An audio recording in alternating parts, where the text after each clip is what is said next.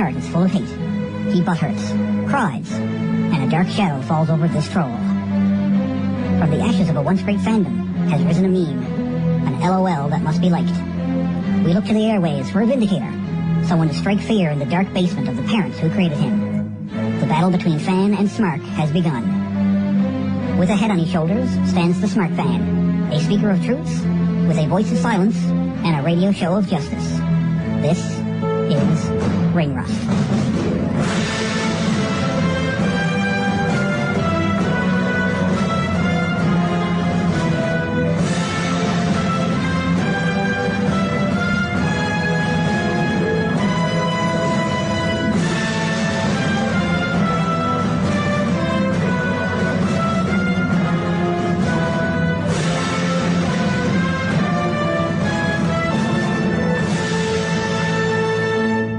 We got 8 matches for WWE Hell in a Cell coming up on the WWE Network. The pre-show sees a 6-man tag match. Cedric Alexander, Lindsay Dorado, and Sin Cara will be taking on Tony Nese, Drew Gulak, and Arya Daivari in a 6-man tag match. Not really for much of anything other than just to wow everybody, I guess. So, that's really hard to it's not really, none of them are really on the Tarhelian side, are they? They're all kind of just, hey, we're so happy to be here, maybe we'll develop some character a little bit later and you can determine whether or not you want to cheer for us or boo for us. But maybe all the cruiserweights are just going to be good guys and they're just going to fight for the sake of fighting and gosh darn it kind of thing. Yeah. So, just arbitrarily, let's call the first team, the Cedric Alexander, Lindsay Dorado, and Sin Cara team, to be the winners. Just because I don't think they really have a direction for these guys yet. They're just there. They're using them, which is good. You know, they all have jobs, which is good. But they don't seem to have, like, we don't have a program for you just yet. We're just going to let you go out there and do your thing, which is fantastic when it comes to the cruiserweights. There's not necessarily a need for a storyline with cruiserweights. They just go out and wrestle. I mean, we have a storyline with 2 cruiserweights, the cruiserweight champion T.J. Perkins and the challenger for his title, Brian Kendrick, who we'll be talking about that match a little bit later. But for right now, these 6 guys are just, 5 guys and Sin Cara are there just to put off a good show. Sin Cara is there to maintain his employment, presumably. It's like, hey, I'm a cruiserweight too. Yeah, sure. Okay. Come sit at our table then, I guess. We don't mind slumming it at lunchtime. You can sit with the cool kids. Yeah. So, anyway, so, yeah. That's what I'm going to predict is going to win, because somebody has to win, and I'm not even going to be disappointed if it goes the other way. You're listening to Ring Rust Redux on Gerbranology TV. Next up from WWE Hell in a Cell, a match that was just recently added, actually. We'll see Bayley, my secret girlfriend, taking on Dana Brooke in a, I don't know, not really too much story there. Just kind of, you know, Dana Brooke's been being a jerk to Bayley because she's injured her shoulder, and it's not really too much more to it, I don't think. Just, well, I mean, they need a feud, I suppose, and there they are, and it's not like they're the cruiserweights, so they can just go out there and have a match for no necessary reason at all, but hey, who am I to complain? I'm going to see Bayley and Dana Brooke wrestling for we'll say 10 minutes, roughly.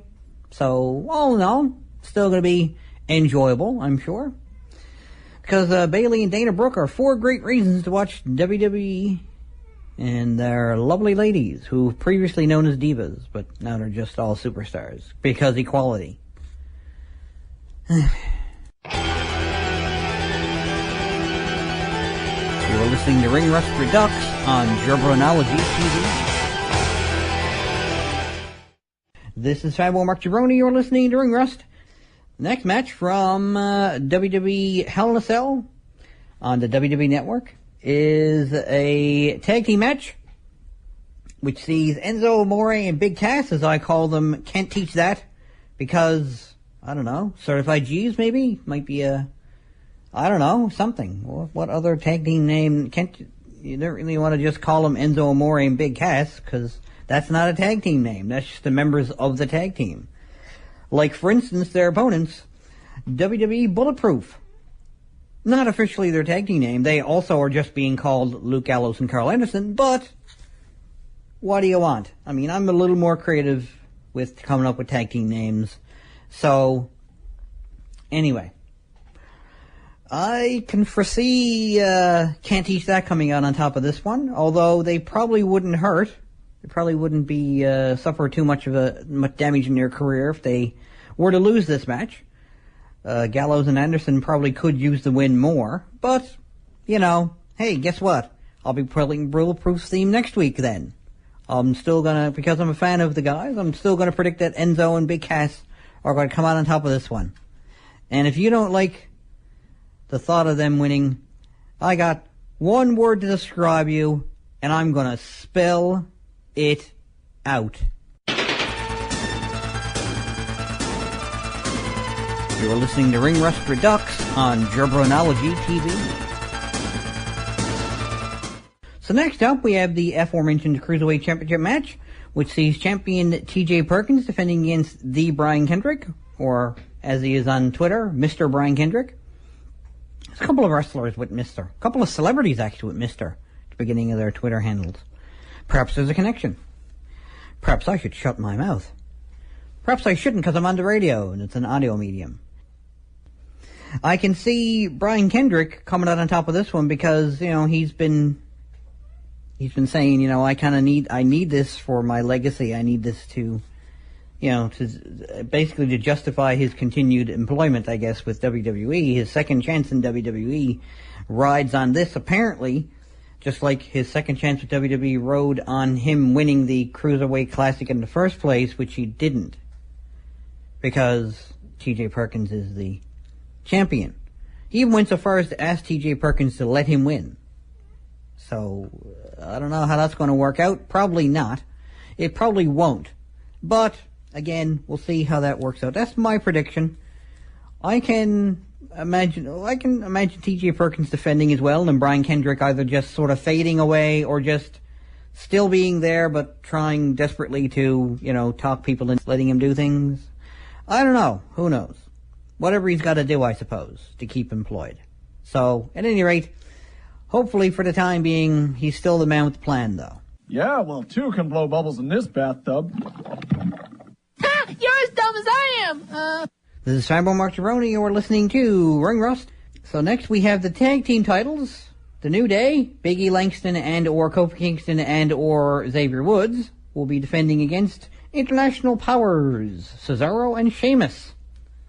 The Raw Tag Team Championships, because this is a Raw specific pay-per-view.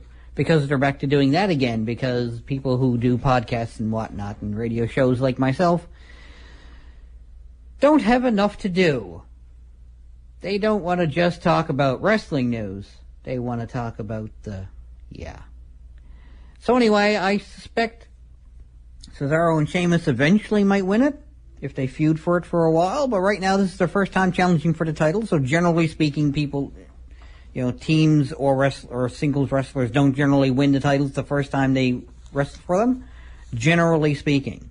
It's not unheard of course, but generally speaking, the first time you challenge for a title, you don't win it. So, I'm going to predict New Day are going to defend, at least for the time being. Maybe somewhere down the road, 2 or 3 pay-per-views from now, or possibly even Raw the night after.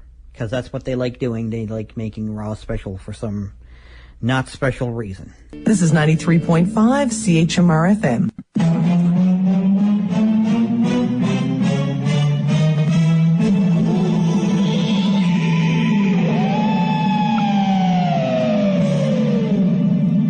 Ring presents Macho Facts.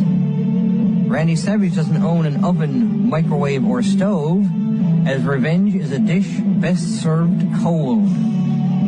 And the original draft of The Lord of the Rings featured the Macho Man. It was only 5 pages long, as Savage top rope elbow dropped Sauron's arse halfway through the first chapter.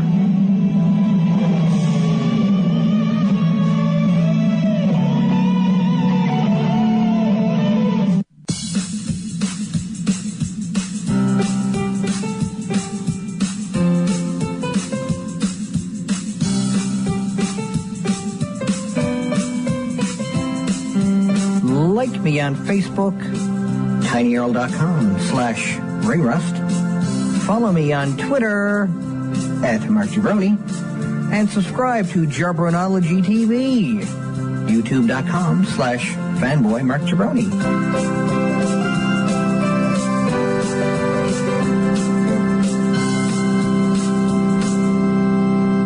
This is Fanboy Mark Jabroni. You are listening to Ring Rust. So we got 3 matches left. Oddly enough, WWE's labeling all 3 of these matches the main event of the show. Like, it's a triple main event. Well, because they're all in Hell in a Cell. They're not really going to set up a Hell in a Cell. They're not going to lower the Hell in a Cell to set it up, have a match, lift it back up again, have some other match, put it back. I mean, they could. I've seen them actually do that, actually, I think. I've seen them do that. Kind of dumb.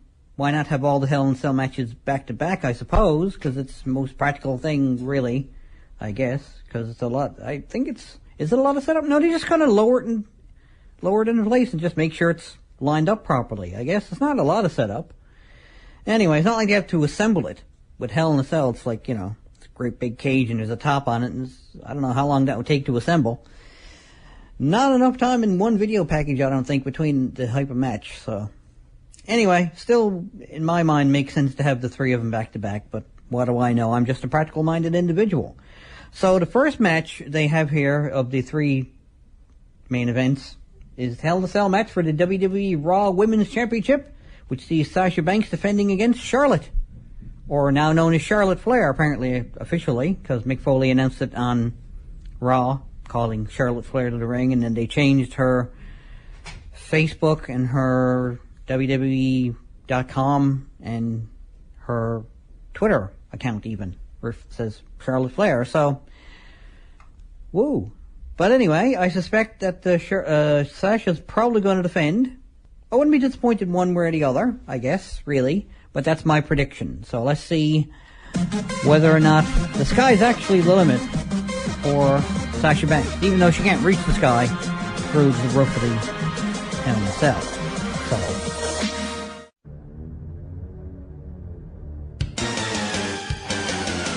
you're listening to Ring Rust Redux on Jabronology TV.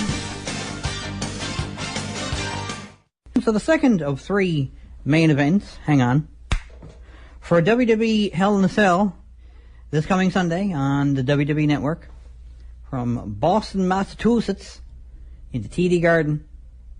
Should we say TD Garden with a Boston accent as well? Would that be overly insulting? I wonder. Anyway, so Kevin Owens will be defending his WWE Universal Championship against Seth Rollins, again in a Hell in a Cell. So, like I said, the 3 main events are, all in a Hell in a Cell. I guess that's the implication, I guess. If they're all main events, they're going to be the last matches of the show. That'd be kind of interesting if they actually had all 3 matches at the same time. These matches have now become, instead of 3 singles matches, are a 3-person tag team match. Mixed gender, intergender tag team match. Because, the person who scores the pin wins a championship, I guess. Single elimination, that's an interesting idea, I suppose. That would, if Sasha Banks pins Charlotte, they're both out of the match, because Sasha Banks defended her title. If Seth Rollins pins Kevin Owens, both of them are out of the match because Seth Rollins won the Universal title, and so on. So, just an interesting idea. That could potentially work, I guess. Anyway, that's not how I call it, though. I do foresee Kevin Owens, at least for the time being, defending his title. I don't know if it's going to continue defending it. Like maybe the next pay-per-view, if Seth Rollins keeps coming after it, he'll probably win it. Or again, the following night on Raw, because, the road to the Raw after WrestleMania begins here. So, we'll see. Woohoo! Go up! Marge, it takes two to lie. One to lie and one to listen. What does that mean? Ew, slimy. Ow, pointy. Uh-oh, moving. No! Why are you talking to me? Go away. Are you sure you don't want fries with that? I'm not really complaining.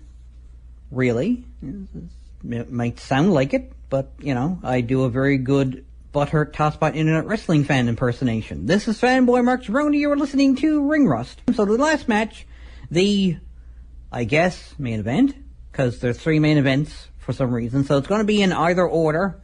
I'm just doing them what order I think they're probably going to end up in. So the third Hell in a Cell match, we'll see Roman Reigns defending his United States Championship against Alexander Rusev, now just known as Rusev, kind of, but not skating past the part where you put the U.S. title match on after the Raw brand's world title. The Universal title is supposed to be the big title, but, skating past that.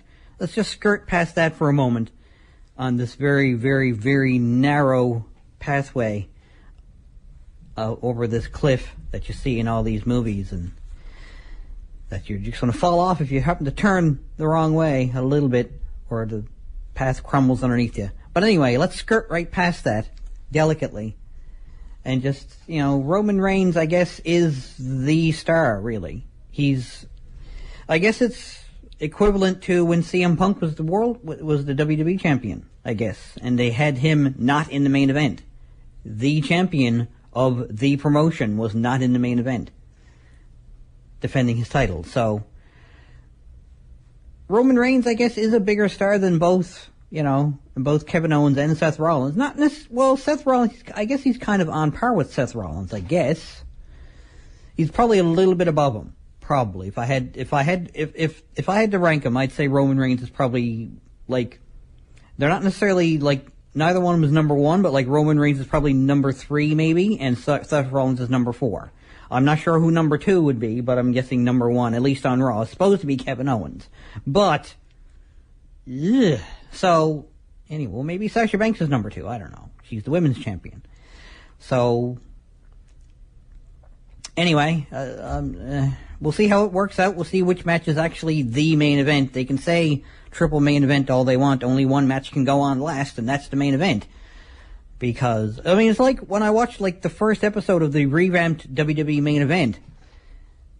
The first thing they did was they said, and in tonight's main event we have The Miz versus whoever he faced in that match, because it started with the Miz's talk segment and then went into, quote, the main event, unquote, and it was the first match of the show, and there was another match after it, so I didn't know what was going on.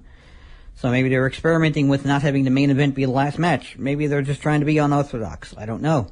Maybe they should just be orthodox. I don't know. When you try too hard to be different, I think it maybe is too much. So, at any rate, I do actually anticipate a title change, another title change. So there's going to be, in my opinion, 2 title changes. There's going to be Brian Kendrick winning the Cruiserweight Championship, and Rusev winning the U.S. title back again.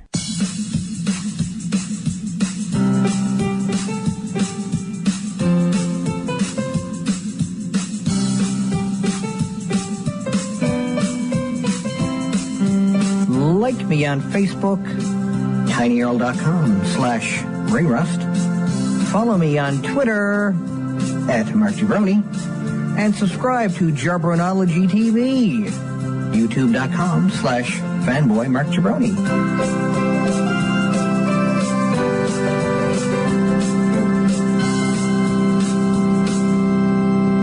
So, gonna leave things off with, to remind you that it's that time of the year again, wrestling fans. Time to get your votes in for the hashtag RingRust Top 50 Year-End Countdown. The premise is simple. Comment on the CHMR's Ring Rust Facebook page. On that pinned post, comment below that with your favorite wrestling entrance and or pay-per-view and or show themes, and I'll tabulate all your entries for the Ring Rust 2-parter that ends off 2016 and begins 2017. Don't let CW former women's champion Nexus intimidate you, who's pictured there, into voting for Drain STH's Crack the Liar Smile, unless, of course, you genuinely like the song.